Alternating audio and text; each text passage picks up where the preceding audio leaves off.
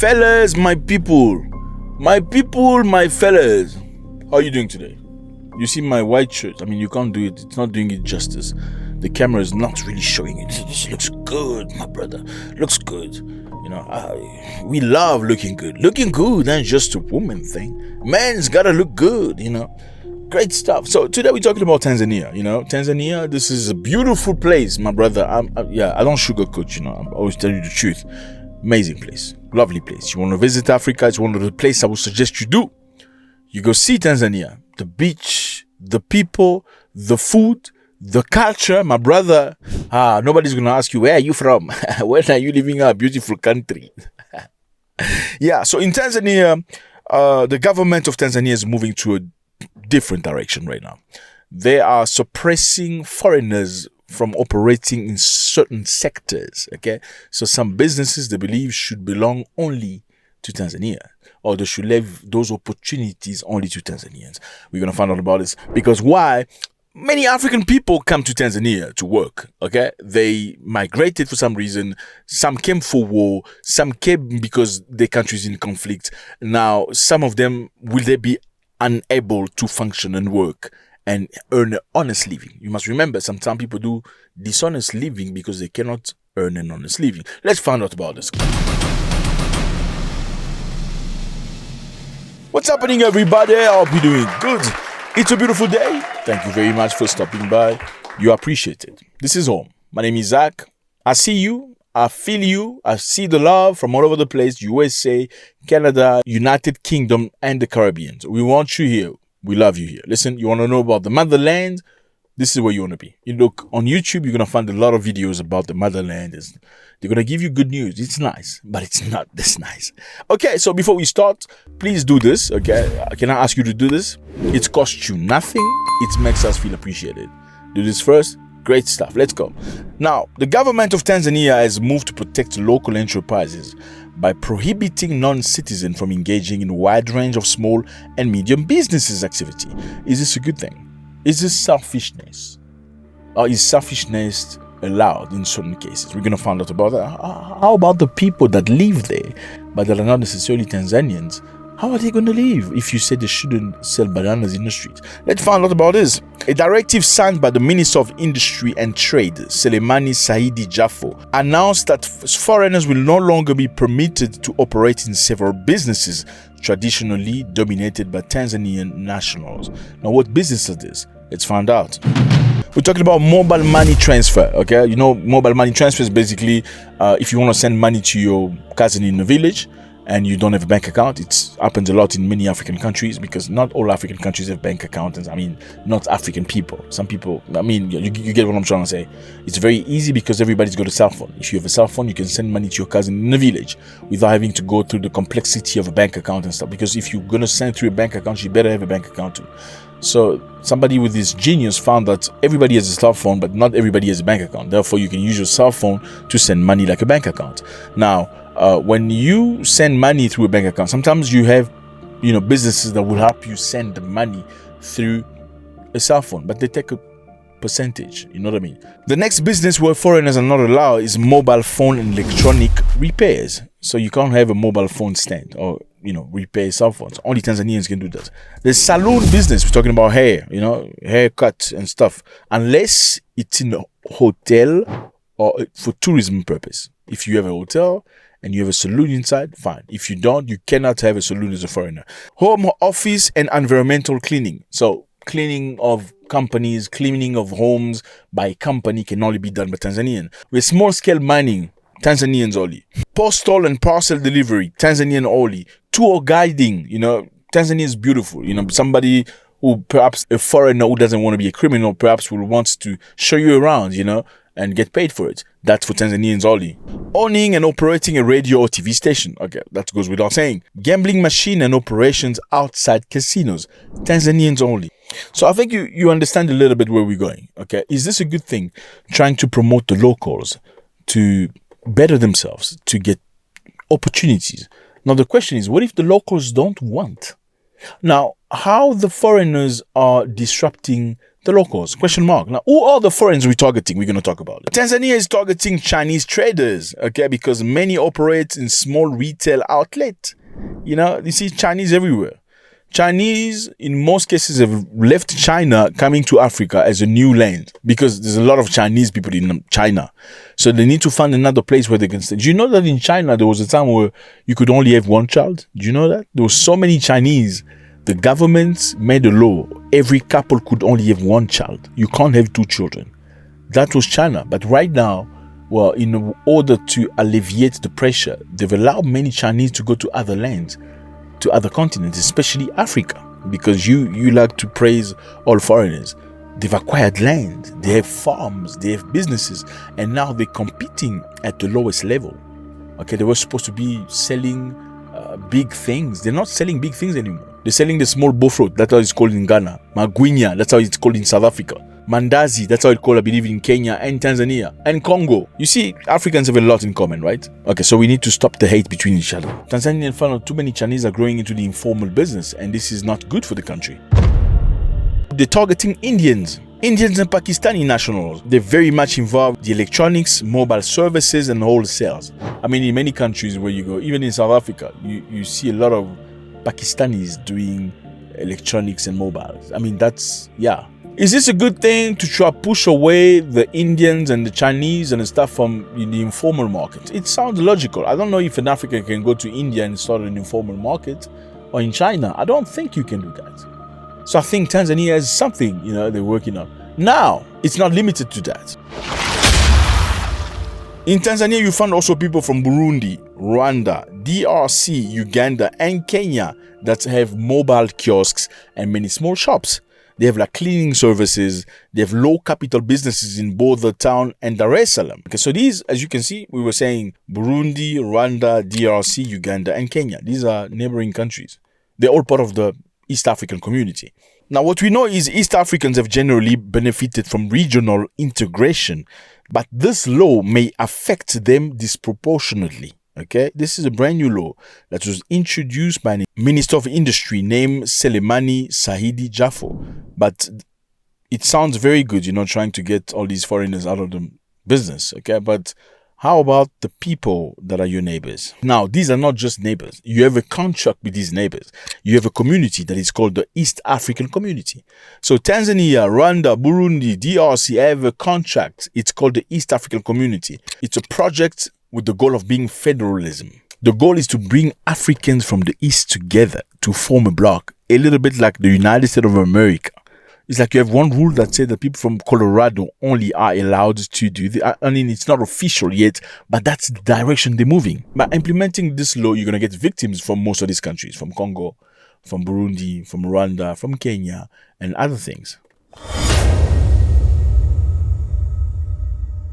Yes, Tanzania new directive restricting non-citizens from certain small and medium businesses may conflict with the principle of East African Community, especially regarding the free movement of people, labor, service, and right of establishment.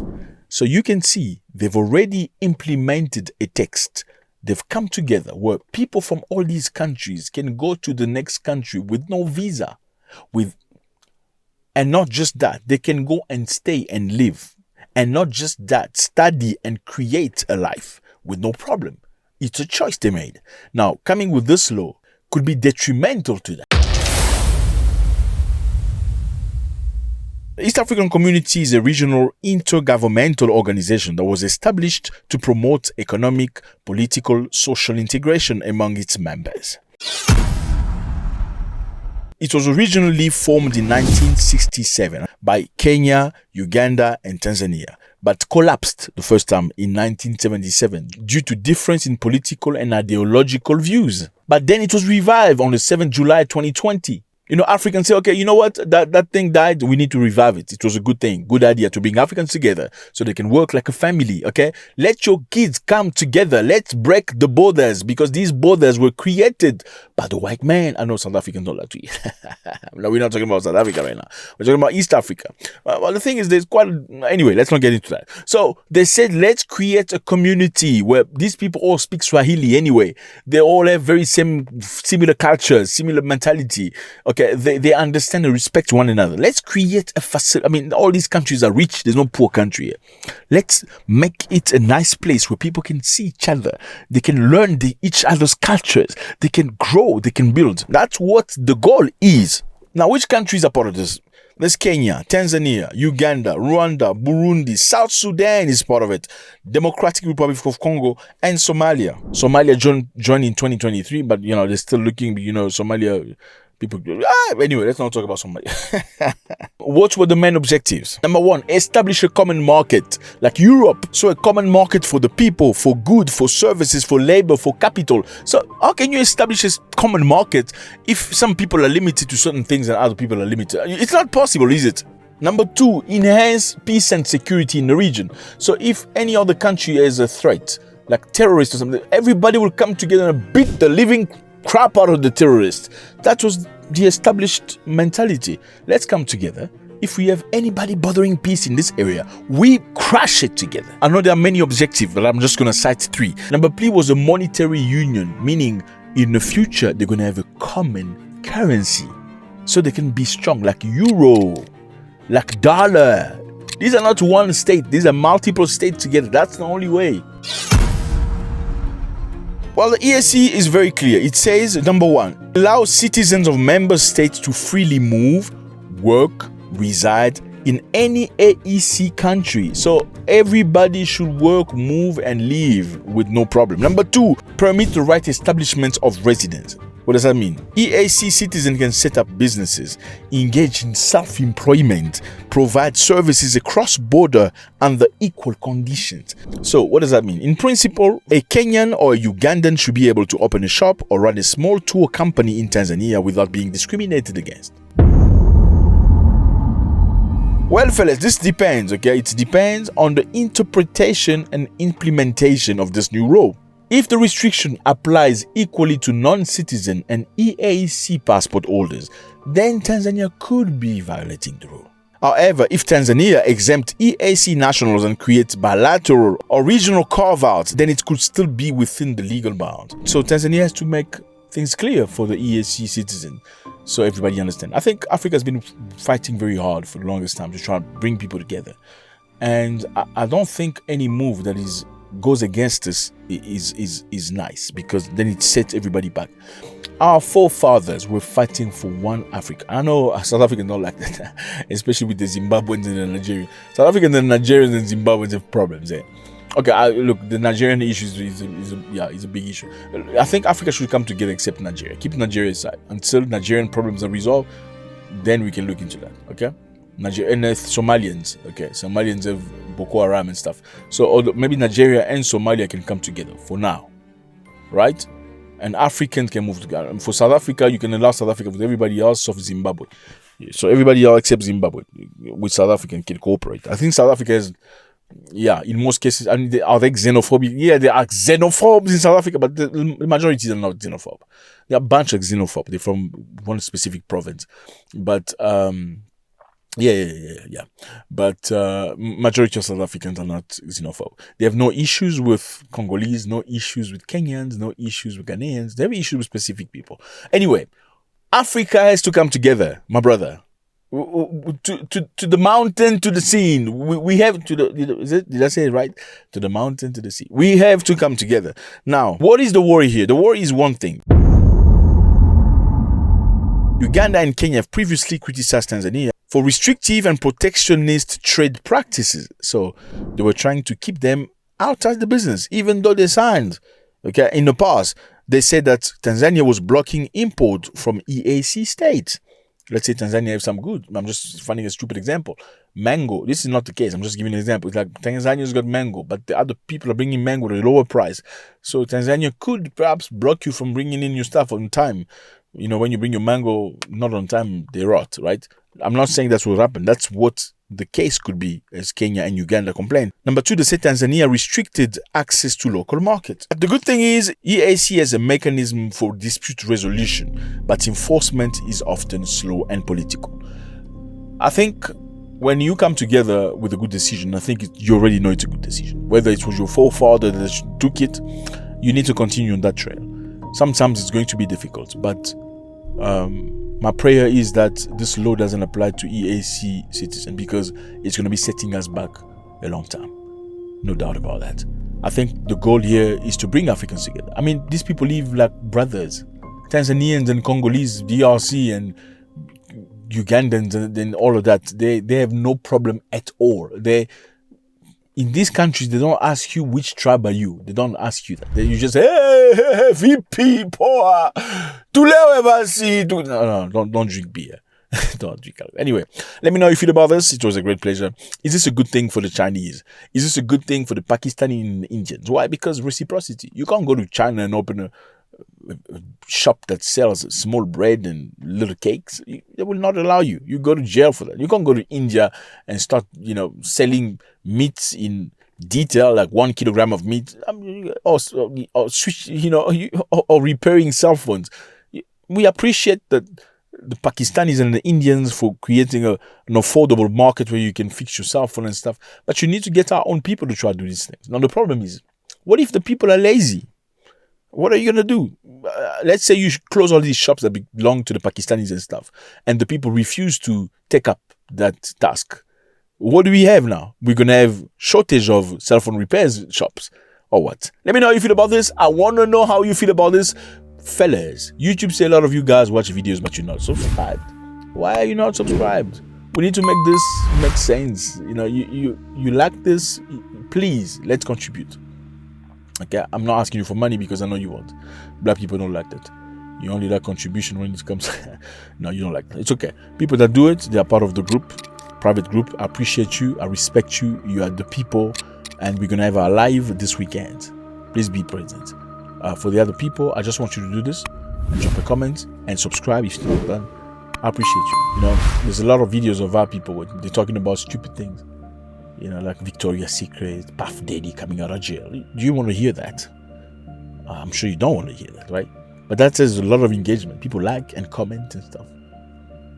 Why can't we do the same for some things that are intellectual? And let's keep this alive. Okay, it's within your hand. Let me know how you feel about this. Great pleasure. Should Tanzania prioritize Tanzanians? Sounds like a good thing. But Tanzania want to be part of the EAC, the East African community, where everybody comes together and builds something strong, because they realize that alone you can go fast, but in group you can go further. Does this apply to them? We don't know yet. But when clarification will be done, we hope that it doesn't. Let me know how you feel about this. Great pleasure. Africa has developed a way of thinking. The way of thinking of Africans today is going somewhere to a foreign land, to a foreign country, preferably in Europe or America. But it's got to be a white man's land where you're going to have a much better life. How are you going to have a much better life? For the hardest worker, you're probably going to go to school, get a degree that is accepted over there, because in most cases, African degrees are not considered in Europe or America. No. They're going to send you back to school to do a few years to be qualified to the standards that is acceptable to them. That's for the strong people. They will try, go back to school, get a degree, and perhaps be integrated into the society and start earning a living. For the weaker one, unfortunately, most are weak. They will go to a foreign land where they provide social grants or social security or social goods. Some countries, when you have a child, you can stay home. Maybe you don't know that. In some countries, you can stay home and you're going to get a salary, if not 90% of your salary, to the end of the month. Every month for perhaps 3 to 6 months, depending on the country. Some countries in Europe, you can do that. So for every child you have, you're getting 6 months staying home. And if you cannot work, for some reason, you can stay home and the nation will still pay you money very close to the salary you got before you did not work. So for whatever reason, whether it's sanitary, whether it's mental, or whichever reason you advance, you have problems, psychological issues, you can stay home and earn money from the government. So in the meantime, many African people are not very forward or transparent with tax. I'm not going to be honest with you. You know me, I don't sugarcoat. I'm not a content creator. I'm not here to please you. I'm sorry. I'm not here to tell you things so you can like me and come back tomorrow. I can do that very, very well. But are you here for that? Question mark. Or do you want to know the truth? I'm not saying my truth is the ultimate truth. I'm saying you better go and do your own research and find out. Africans go to countries such as Belgium and the other one. I think they changed the law now. The more baby you make, the more money you get from the government. Yes, the government gives you money because you have a lot of babies. The government gives you money because you have a big family. You cannot afford to pay rent for the entire family. In some cases, you can double check that. So many people breach the system by violating the system. You make babies and stay home and get paid. Babies stay home, get paid. Babies stay home and get paid. In the meantime, the poor white man only make 2 babies and doesn't necessarily need that fund to himself. So in the meantime, where does the fund come? This fund comes from contributions and taxes. And some people work illegally. They don't necessarily show all the money, They will show some of it to look like they're legal, but the other side is not shown. It's underground. It's exchanged in cash, so nobody can follow up. The United States of America is terminating the temporary protected status, the TPS, to Cameroon. Yes, Cameroon. Use Cameroon on the map. I ain't never been there, so I don't know if it's a beautiful place at all. But I know it's African, okay? So TPS is being terminated, and the termination is on August 4th, so in a couple of days, my brother. Termination. This means the current TPS beneficiaries from Cameroon will need to transition from this status by the date. Obviously, the decision was made by Secretary of Homeland Security Christy Noem after reviewing the condition of Cameroonian. I'm going to explain to you. What is TPS? TPS is temporary protected status. TPS is temporary humanitarian protection granted by the United States of America Department of Homeland Security to people from countries experiencing, number 1, armed conflict, like civil war. Number 2, environmental disaster, like earthquake and hurricane. Number 3, extraordinary and temporary condition that prevent safe return. So countries that are experiencing armed conflicts, like there's war, like, Congo in the east, and South Sudan and some, that's number 1. Number 2, countries that are experiencing environmental disaster, hurricane and earthquake and, stuff like that. They can get the TPS. Number 3, extraordinary condition, like maybe you're a man, you like other men, and your country doesn't like men that like other men, like in Uganda, and you can prove that you're in danger, they can give you TPS. So what is TPS? It's a visa that's given to some African people. From 6 to 18 months, you can stay to America, protected. You can get employment, you can get an apartment, you can get housing, you can get, things that American profit from. And you can stay in the United States of America. Now, are the people going to America for the right cause, which is, number 1, armed conflicts, environmental disaster, extraordinary condition? Yes, some of it. Some people come from actual conflict-ridden areas, like Congo, East Congo, bad, about 12 million people dead, they go for that. Not all Congolese, sorry, I gotta tell you the truth.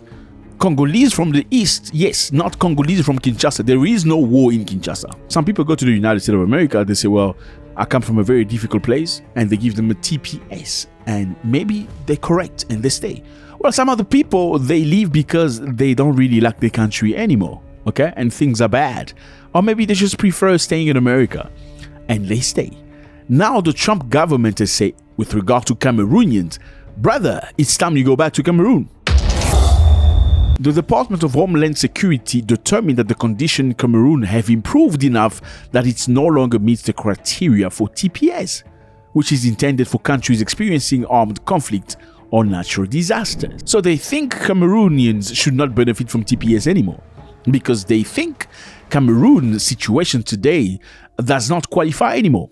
Even though there's conflict in some, this is what they say, there are some pouches of Cameroon that says people that are revolted, people that have weapons, that are dangerous and stuff like that. They don't believe the entire Cameroon is going through this. Therefore, Cameroonians living in the United States of America should return. Now, how many Cameroonians are affected? Approximately 10,000 Cameroonians have TPS visa. So now they have to think about how to return back to Cameroon. Fellas, we need to love our countries. We need to love our continent. We have to. We have to. There's no choice. Let me tell you, a lot of Africans think they can run away from Africa. I'm sorry. You cannot run away from home. It's not possible. You cannot run away from, you can run away from your country and go to the neighborhood. You will not run away from Africa, my brother. You won't. Some people think you can go to Europe and integrate and become European. You will never be a European truly. Never. Never, ever, ever. When things go south, they will remind you. Okay? When things are good for their benefit, they say, yeah, we are all Germans. Yes, we don't care about the colors. But as soon as things go wrong, they will remind you don't belong. As soon as your ideas are not the same as theirs, they will remind you don't belong. I'm sorry to tell you the truth. This is the same thing happening right now. You gotta love your country. You've got to love the continent. You've got to invest in the continent. A lot of Africans go to America and Europe and they start behaving like they've arrived. Look, I've lived in America for many, many years myself. Okay, I've lived in Paris. I've lived in Brussels. I've lived in Netherlands. I've been to Germany. I've been to Moscow. I've been to Denmark. I've been all over the place, my brother. So I do understand there's nothing new I can learn here. Absolutely nothing. I've lived in America in the nicest place. I've been in the shithole place of America, in Arapahoe. And have you ever heard of a place named Arapahoe in North Carolina, in the bush? My brother, you need to invest home. The bottom line is a lot of Africans go to other countries thinking they've arrived. They never think about going back home. They've never thought about the possibility of one day being returned back home. Well, it's here. How much have you invested? Have you bought a small piece of land? Have you sent some money to do something for you? Or you've abandoned your country all in all? Now, whose fault is it? I know a lot of Africans will say to you, well, the reason why we go is because the West come and loot our countries. They take our gold and diamonds and stuff. Okay, great. But how do you manage that? Who let them do that? It's your people. Who is in power? They are your people. And the reason why they are still in power today is because some of you guys still applaud them. Because some of you guys still defend them with your blood. Why? Because you speak your home language. They speak your mother's tongue. You protect them because you're from the same tribe. And you are the very same people protecting the government that's running away from the same government, going to foreign lands, hoping to be accepted over there. No, it ain't going to happen. Not with Donald Trump. Africans need to understand democracy is not about tribes. It's not about you choosing a president because he's from your tribe and defends everything he does, even the negative one. This is what you do. When the president is doing negative things, you will not allow another African from your country to criticize him because he speaks your own language. That's how you function. Well, you gotta deal with it the same way. It's your people. They're not foreigners. Somebody said every nation get the leader they deserve. Was it a lie? It's not a lie. How do you fix this? We need to come together, man. We need to come together. Well, there's a lawsuit against us, okay? Lawsuit filed by Mwekassa, an other advocacy group, challenging the termination of TPS. But unfortunately for them, they went to court. We have to come together, brother.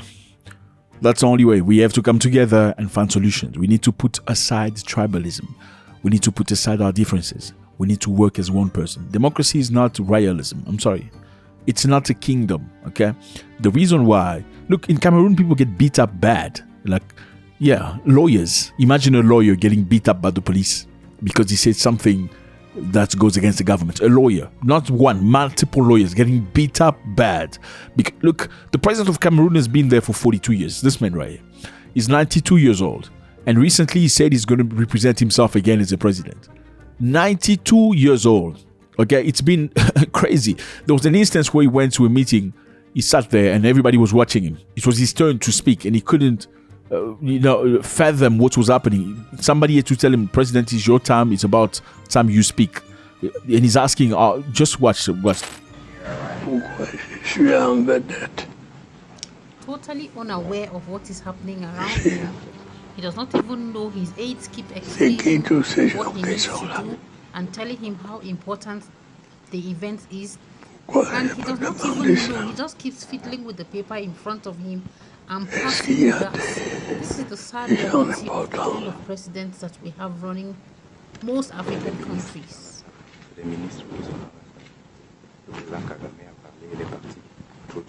Le monsieur vous a introduit. Il y avait un monsieur de vous qui vous a introduit. Je dois parler maintenant.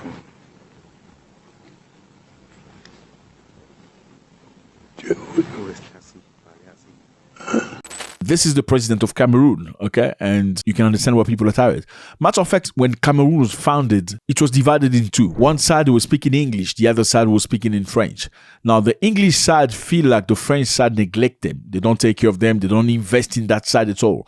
So it came a moment where some people actually wanted to create their own republic within Cameroon called Ambazonia. They want to be separated because they feel like nobody's looking after them. Infrastructure underdeveloped, there's no investment, so let's rather take care of ourselves. But in the meantime, Cameroonians have to come together and have to point fingers, and this is not limited to Cameroonians. Africa has to come together and stop embarrassing themselves. Employers in the United States of America have been told to re-verify work authorization for impacted employees. So you cannot take somebody back to work if you don't verify that they're legal. So a lot of people are going to go back to Africa.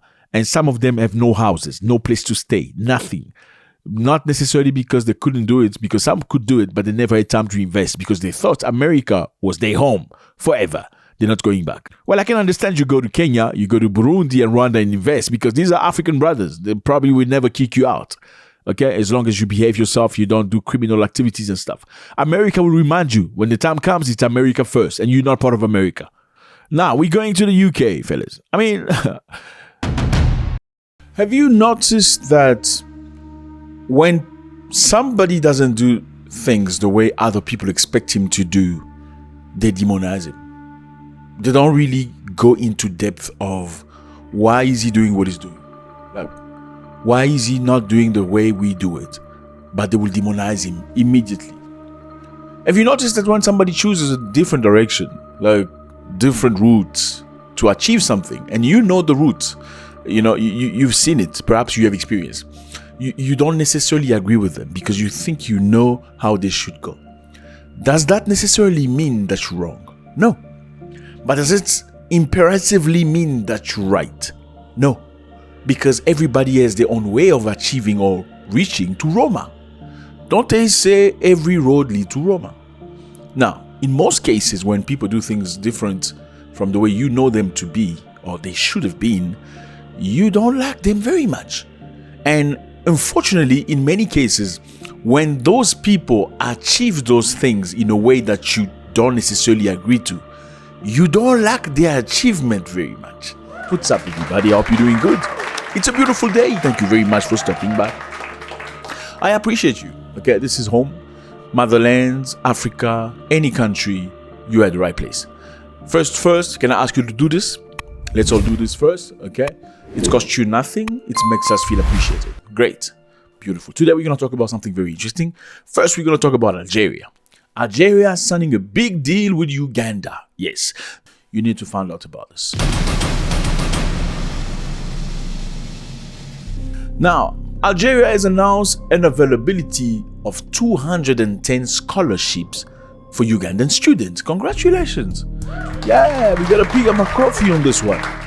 Great stuff. 210 students from Uganda will get scholarship to Algeria.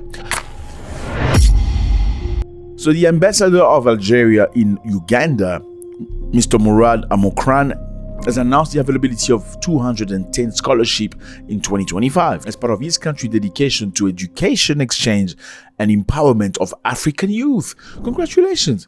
I mean, just remembering that a lot of Africans tend to think that Africans from the north are racist. They don't like black Africans. And I'm just putting it out there.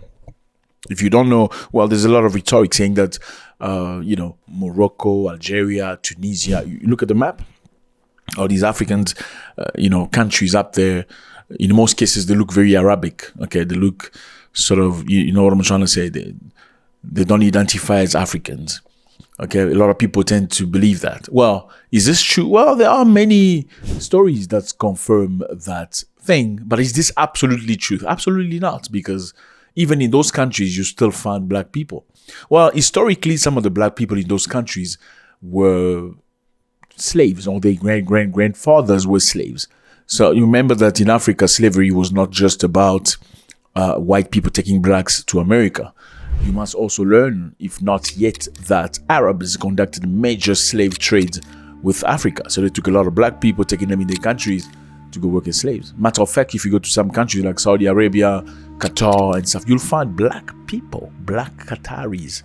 And historically, apparently, many came from Africa during the slave trade, the Arabic slave trade that many people don't speak about.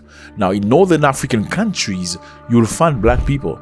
And some of them stories are very sad. They are discriminated against and they're treated as slaves in some parts. Well, is this absolutely truthful? Every case? Absolutely not. The proof is in the pudding. Now, Algeria coming forwards towards Uganda saying, I've got space for your children here.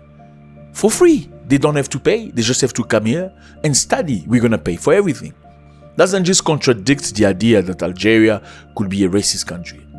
Well, it does. Well, doesn't it also show that perhaps Algeria is just showing a face to say that we're friendly? Well, it's a possibility. But can we say that everybody is the same way? Absolutely not. So the discussion between the Algerian representative and the Ugandan representative was very productive.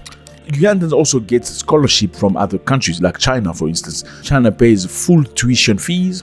They give you accommodation for free. They give you $500 a month. Okay. They also give you medical insurance. But you must remember, China is a very powerful country. They're looking for relationships with many African nations so they can move forward in terms of not just demography, politics, and economic. The field in which China is taking people in is engineering, medicine, agriculture, computer science, economics. So all the smart people, all the stupid ones don't go. All the stupid ones, man, don't come to my country. We don't want in your country. Stay in your country. You're not going to China for tuition and stuff. Sorry about you. All right, so do you know Uganda? Have you heard of Uganda before? This is Uganda on a map. It's a beautiful place, lovely people. And I'm not even playing. Uganda is one of the most playful places you can ever find in Africa. They're very happy. Monday, Tuesday, Wednesday, Thursday, Friday, Saturday. They're always partying. It's an amazing culture. It's hey, my friend, are you going to work? It's you're not gonna find anybody asking you where you're coming from. Where you from? No, they're not going to ask you that. It's a beautiful place to be. Matter of fact, have you heard of Idi Amin Dada, this man right here? You've seen the movie, not this one. You see this movie here, Idi Amin Dada. You've seen it before. You probably heard of this man. They say he was a dictator. He unalived people. He drank blood and stuff like that. Well, there are many theories about him. Okay, that is the Western theory. They said he was a dictator that drank people's blood. That's what Western nation tells you. And many people believe that. Well, the other version is Idi Amin Dada actually wanted good things for his country. Western nations say Idi Amin Dada chased Indians and other Western people from the country. Is this true? Yes, he did chase a lot of Indians. Asked them to leave the country, and Europeans leave the country. Many people say that's why he was a dictator. But the other versions say the reason why he asked Indians to leave is because the Indians lived in the country. So Indian people lived in a country for many years. Where did they come from? The Indians in most cases came from India. When? They came from India when the British were trying to build a railroad for a train coming from Mombasa. Look at the map. See, this is Mombasa in Kenya. All the way to Kampala, Uganda. You see, British people came from Kenya, from the sea, trying to build a railroad to Uganda. Why? Because they needed timber and many other goods from Uganda. They were stealing many goodness of Uganda, but they needed a way, like a highway, a super highway to steal and go to the port and send to England. But for some reason, they felt like black people were not good enough to build the railroad. I don't know if black people were stupid or they were just stubborn. One of the two. Or you think they thought blacks were stupid or they were stubborn? Anyway, they brought a lot of Indians to come and build the road. The Indian built the railroad, but after independence, some Indians left. Many Indians remained in both Kenya and Uganda. Now, the Indians created their own community in Uganda where they mingled with each other. They had their own prayers, their own religion, their own restaurant. They had their own businesses, their own community. So he said the Indians did not want to mix with Ugandans. Indians didn't want to be friends with Ugandans. The relationship between Indians and Ugandans was basically boss and servant. So you come clean my house, you clean my car and stuff like you cut the garden. Indians and Ugandans did not get married together. So there was a clear separation. So you live in my country. You don't pay necessarily the tax in a country. You don't invest in Ugandans' banks. You send money back to India or to Britain. Now, are you really Ugandan or you are Indian from Britain? Now, you're going to make a choice. You're either going to invest into Uganda or you're going to invest back to your country. That's what he said when he said that. And also, your community is far apart from ours. If you truly are Ugandans, why aren't you mixing with the black people? Why there's a clear separation? No, you're taking advantage of our economy. Therefore, we've given you 2 weeks to get out, to take your stuff and get out. That's what, the man was rough. Idi Amin Dada apparently didn't do a lot of schooling. He was rough in his speaking, but Was his brain completely wrong? Well, question mark. That's a big question mark. Because what it looks like, he was trying to get his people back in power in his own country. Now, what has occurred was he gave them 2 weeks to leave the country. I had a dream sent last night from God. He has instructed me to throw out all Asians from the country. Uganda must be for Ugandans only. The Asians were brought here by the colonialists to build railway. The railway is now finished. Let the British have the Asians and the Amin soldiers have their dukas. They have exploited Ugandan people. I give the Asians 90 days to pack up and go. Do not try to look like a true African by blackening your skin with the shoe polish. The other versions say Idi Amin Dada was just trying to get his people to leave, the goodness of the country. The country is rich. The country has opportunity. Why are the people suffering? And Idi Amin Dada promised to give all the businesses that belong to the Indians to the Ugandans. My decision, after I want to see that the whole Kampala street is not full of Indians. It must be proper black, and administration in those shops is run by the Ugandans. Eventually, the Indians left because they were very scared. They thought they're going to unalive them. Many Ugandans took over. Okay, they took the businesses, they took the companies, but unfortunately, later on, it fell on the ground. Also, there are many theories. That's a bit a difficult question for me. You mean my attitude yes. about yes, your going? attitude. Yeah. Anyway, it's good. It's good for them to go. Why? They have sacked us enough. Will you be taking over their businesses? Yes, according to the government's help. When you take somebody's company, you never really invested in it, or you never been trained in business. It's very difficult for you to sustain the company. If you're not trained in something and you just gift it, you're probably going to lose it. This is the same thing that happened to Zimbabwe, at least very similar. Now, a version of Idi Amin Dada being a bad person, completely bad. There's another version saying Idi Amin was just trying to look after the Ugandan people. Now, who's right? Question mark. We don't know. You can just think for yourself and pull your own conclusion. Was he absolutely correct? Well, not necessarily, because there are proof of things that were not good about him. Now, does this erase all the good things that he was trying to do? Fellas, sometimes in life you gotta fight. You must fight. You must fight for your right. I know, fight for right, everybody talks about that, nobody respects it. In life, sometimes you gotta respect yourself. Like I said before, sometimes you need to release what you have to get what you never had before. Sometimes you gotta leave your husband if he's not a good husband. Maybe God's gonna send you another. No, don't do that. Don't listen to me on that. Okay, thank you for stopping. You're very much appreciated. This is home, fellas. You want to talk about the motherland, you want history of Africa. This is where you want to be. Look, on YouTube, you find good videos, okay? People talking about Africa. Ibrahim Traore, he went to China. You see those boys? I like them. But yeah, not this. It's nice, but not this nice. Okay, so first, can I ask you to do this? Okay, let's all do this first. It costs you nothing. It makes us feel appreciated. Thank you. It's just done. Thank you very much. Now, we are in Burkina Faso. Here's a map. Beautiful place, lovely people, but very hot. Okay, when you go to Burkina Faso, don't bring jackets. No, don't do that. Don't, trust me, don't do that. It's very hot, but people are very warm-hearted too. The food is great. People are very pleasing, very respectful. I'm telling you, they're very not very similar to Kenyans. Kenyans are nice people, but they're very straight with words. Burkina Faso are very like, welcome, sit down. How can I help you? Anyway, so Burkina Faso has received stuff from Russia. What stuff? Russia has agreed to supply Burkina Faso with a mobile anti-epidemic laboratory capable of diagnosing over 20 infectious diseases, including a high-risk pathogen. Congratulations. Yeah.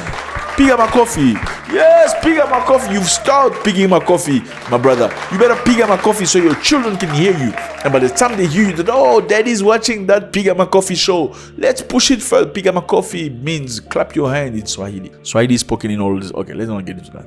It's the most spoken language in Africa. Beautiful language. Peaceful in most cases. Okay.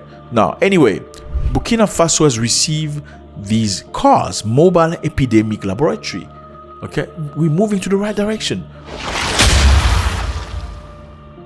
So these are mobile and self-sufficient. The labs are designed to operate from vehicles or tents, enabling deployment in remote or underserved area. Burkina Faso is a big country. So if you have a lab that's in the building, well, it cannot move, right? You gotta go to the lab to get your test done. So if somebody get a funny or weird disease somewhere, it's very difficult to know. Okay, but this is mobile. You can move it from one sector to the other.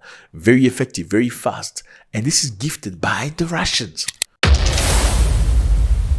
They can conduct up to 2,000 tests per day. Okay, with diagnostic capacity for more than 20 diseases. What kind of disease are we talking about? We're talking Ebola, we're talking Marburg, dengue, Lassa fever, some of the craziest diseases that take you out very quickly. And Russia is gifted Burkina Faso with this mobile that will help you not only detect but find ways to suppress this disease. Congratulations, my brother. Pick up my coffee.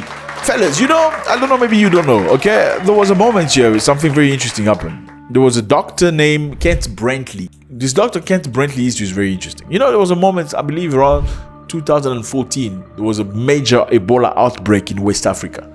People were being unalived like crazy. They were like zombies and they were falling on the ground, bad. And at the time, I remember they said there was no cure for Ebola. So these African countries, you know, surprisingly, all the African countries get hit with such things. Crazy stuff. It's like, God hates you. Okay? So you're going to get Ebolas and HIV. It's crazy stuff, you know? And yeah, so all of a sudden, they couldn't help these Africans. You just had to let them see their immune system fight against the Ebola. Some survive, some just unalive. The majority of people were unalive. Blood coming out of your eyes, your every orifice. If you have a hole, blood is coming out of it. Until this Dr. Kent Brentley from the US got infected. Guess what happened? The United States of America sent an airplane to go fetch this man. Yeah, the specialized airplane with tubes and oxygen, with fancy balloons. No, there was no balloons, but yeah, they sent an airplane to go pick up this man in an African country. They took him urgently. The airlifted the guy all the way to Georgia, I believe. He got an experimental treatment. They said this treatment had never been used on human beings before. It was never. Yeah, we gave him a treatment. He's safe now, but that treatment he was the first human ever to get the treatment. Now, but they told the African they had no treatment. Oh, it's never existed. They didn't even say that they had a treatment that had never been tested on humans until Kent Brentley got. Amazing, isn't it? Africans for the longest time have been depending on Europe and America. Okay, just look at lately here with COVID. What happened? You know, America and Europe was hit first. Like, I don't know if you remember, Africa did not have victims. It was a long wait. And you could see some people being frustrated because Africa is not being hit. How come Africans are surviving? Because the guy with the computers in America said, I see people falling like flies in Africa. But nobody was falling like flies. I don't know if it was God, because Africans have a very strong immune system. Trust me, compared to you Americans. Even if you're black, be careful. Don't come to Africa and not use that mafuta to protect you against mosquitoes. You're gonna die, my brother. You'll go fast. If you go to Uganda, Kenya, these tropical areas, my brother, you bye-bye. Well, I've got malaria, okay, maybe 54 times in my life. 54 times minimum. I'm still here because my immune system is built for that. I mean, sometimes I wake up in the morning, I'm feeling feverish and stuff. I know this is malaria. People, what's wrong? I think I got some malaria. It's like headache. We know that the day next, you're going to be fine. So Africa was scared at that time during COVID because people were waiting for, you know, the drama to start where people fall like zombies. And they were hoping that vaccine will come from somewhere, America or Europe. Remember, Trump bought all the vaccine for Americans. So Africans were not able to do something for themselves. And now Putin say, take this because you guys are struggling. Take this. Is this a good thing or not? Number two, Uganda is one of those countries that has so many outbreaks with crazy, weird diseases. HIV, some people say it started from Congo, DRC. Some people say Uganda. Some people say be careful in Uganda. Don't floof with no socks. Okay, don't do that with no socks.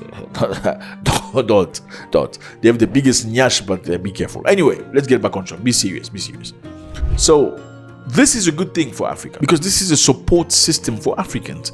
Number one, it gives Africans the ability to look into themselves and not having to send samples to Europe before doing anything. So what happened in the past is, if they find a disease they don't quite understand, they will take the sample, send it to France first. So France will look into it, then tell you what they think it is and what the procedure could be.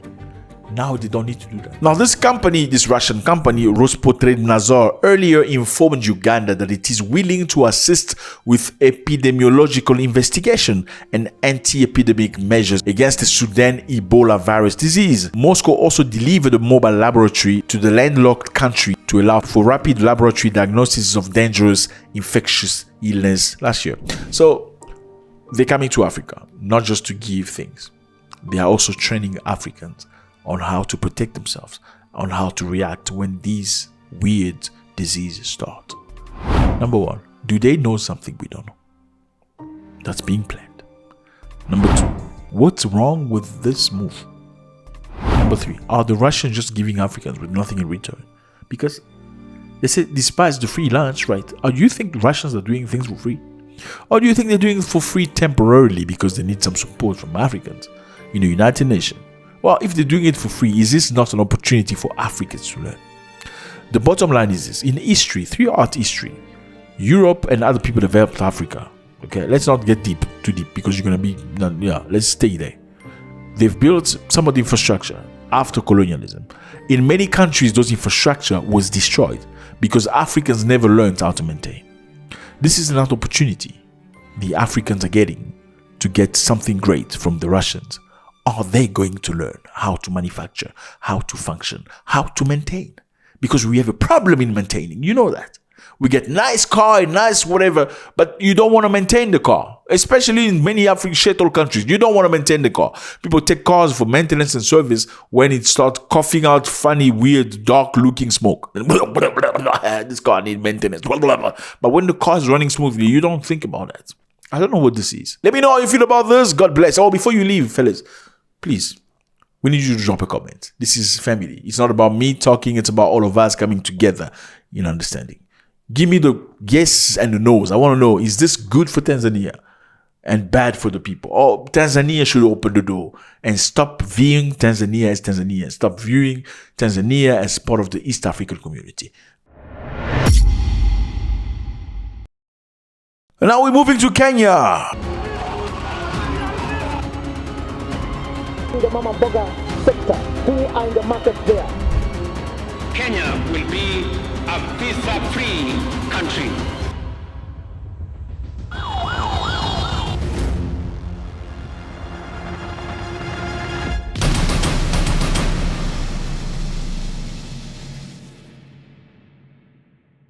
Fellas, Kenya is right here. Again, Kenya, lovely place. Kenya has concerns against Tanzania. I think you remember we spoke about it the last time. Tanzania said foreigners should not be doing small businesses in their land. And Kenya is not happy about that. As to whether retaliation is one of the options on the table, maybe the point is we can't rule it out. But I think that should really be the last resort. The first thing is to give diplomacy and negotiations a chance. And that's really the direction we want to go. A lot of Kenyans are working throughout the wider East Africa region, especially in IG, SMEs, and many other sectors. And I think we want to keep giving Kenyans and citizens of the East African community the chance to work wherever opportunities arise.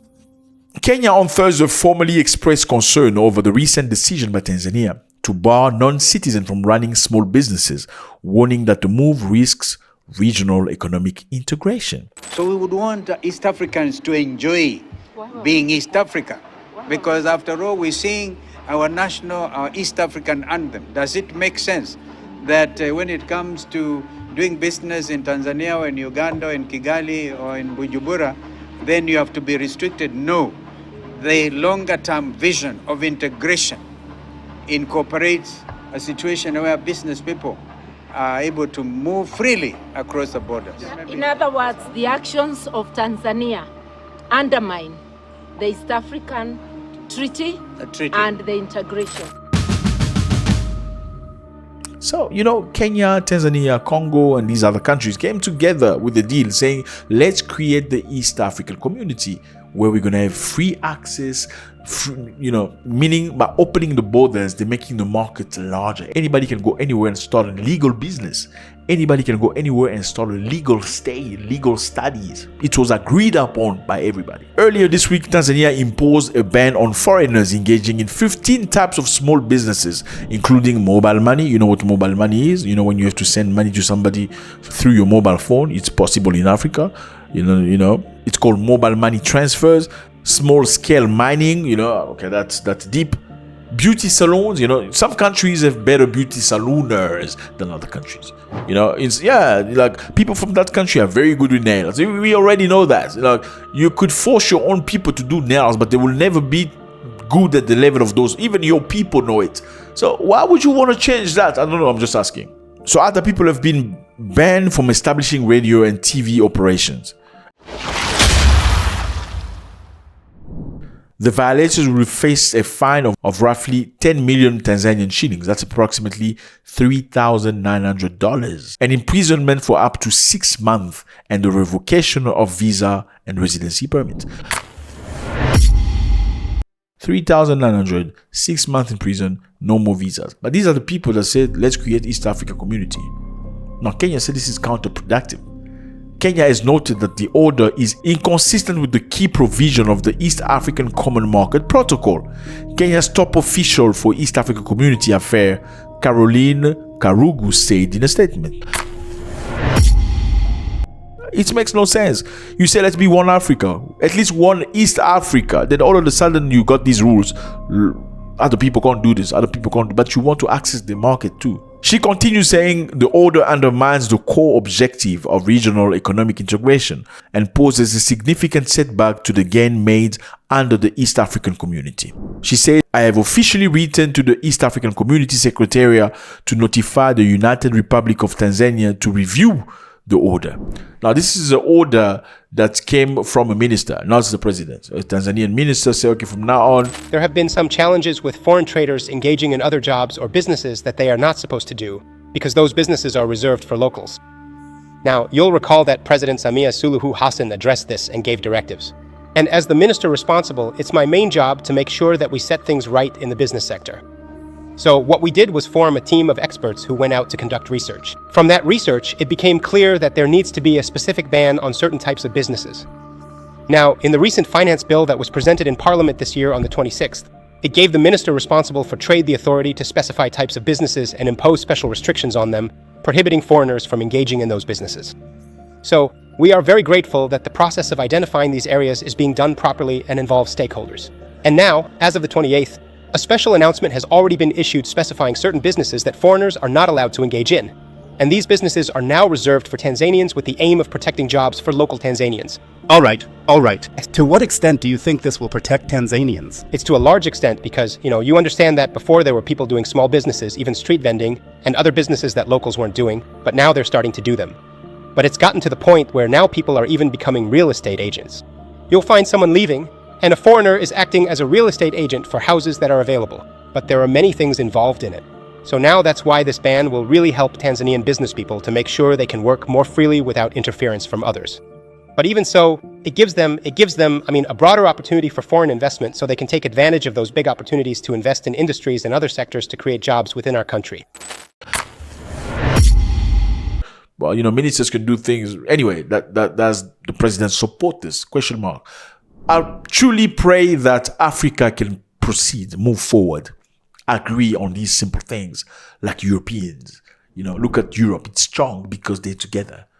The thing with Africans, they want to eat alone. You just want to eat. I want to be the number one. It's crazy. Sometimes you need to compromise so we can move forward further. These people are same people. Ugandan, Tanzanians, and Kenyans, same mentalities, and so. You obviously, even in your own family, when you have 6 children, they don't all have the same behavior, but they are your children. You can see the similarities are usually heavier than the differences. Let me know how you feel about this. It's always a great pleasure. Kenya, Tanzania, right now things are not very, very warm because, an order has been put into place prohibiting all neighboring countries. Tell Mama Samia Suluhu that these Kenyan people are very educated. We are very learned, and the people doing business over there, the ones she's fighting with, we know they are tycoons. She herself, the Tanzanians who are all over here in Kenya, selling socks here, selling coffee on the streets. They're hustling, they're polluting the environment. If we as Kenyans decided to send them all back to Tanzania, my friend, that country would collapse because all the love, all the money that's in Tanzania's economy, almost half of it comes from here in Kenya. So I'm telling Samia Suluhu this. We Kenyans, we don't want to fight. We don't want to fight among ourselves, the communities of East Africa. I mean, initially people thought the law was created, or the order was at least against the Chinese and the Indians. But okay, which we can understand. You can never go to China and start a small business, or to India. You're going to get beat up bad and sent to jail. Now, how about your own people? These are brothers, I'm sorry. It's colonialism that split them into different countries. They all speak Swahili. Let me know how you feel about this. God bless. Oh, before you leave, fellas, please, we need you to drop a comment. This is family. It's not about me talking. It's about all of us coming together in understanding. Give me the yes and the no's. I want to know, is this good for Tanzania and bad for the people? Or Tanzania should open the door and stop viewing Tanzania as Tanzania. Stop viewing Tanzania as part of the East African community. God bless.